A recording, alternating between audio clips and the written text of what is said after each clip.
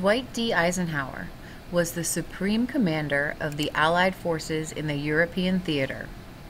This means he led not just the American forces, but all of the Allied troops in Europe. After World War II, Eisenhower would become President of the United States.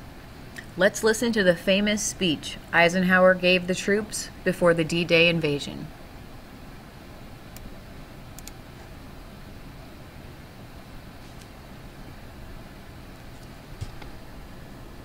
Soldiers, sailors, and airmen of the Allied Expeditionary Force, you are about to embark upon the great crusade toward which we have striven these many months. The eyes of the world are upon you. The hopes and prayers of liberty-loving people everywhere march with you. In company with our brave allies and brothers in arms on other fronts, you will bring about the destruction of the German war machine, the elimination of Nazi tyranny over the oppressed peoples of Europe, and security for ourselves in a free world. Your task will not be an easy one. Your enemy is well-trained, well-equipped, and battle-hardened. He will fight savagely. But this is the year 1944. Much has happened since the Nazi triumphs of 1940-41.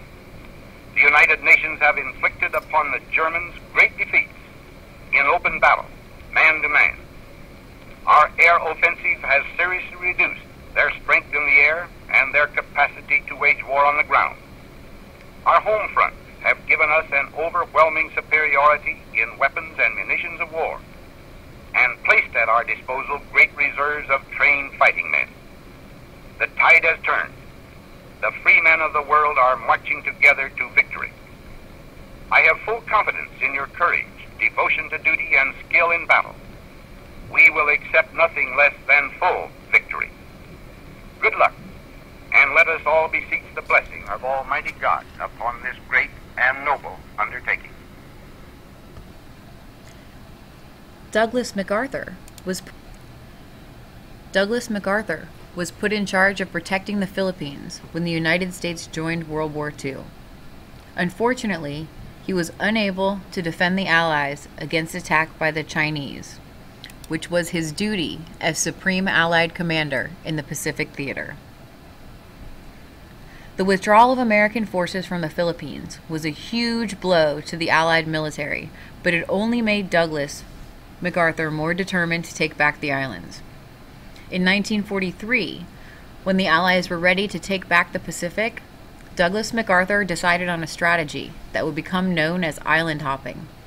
Using this tactic, Allied forces took larger, more important islands in the Pacific back from the Japanese, like Iwo Jima and Okinawa, but they skipped over the smaller and less important islands. Son of an Army officer, Douglas MacArthur was born in 1880 in Little Rock, Arkansas. He went to West Texas Military Academy and in 1903 graduated top of his class from the U.S. Military Academy at West Point. He was commissioned in the Army Corps of Engineers and served in the Philippines.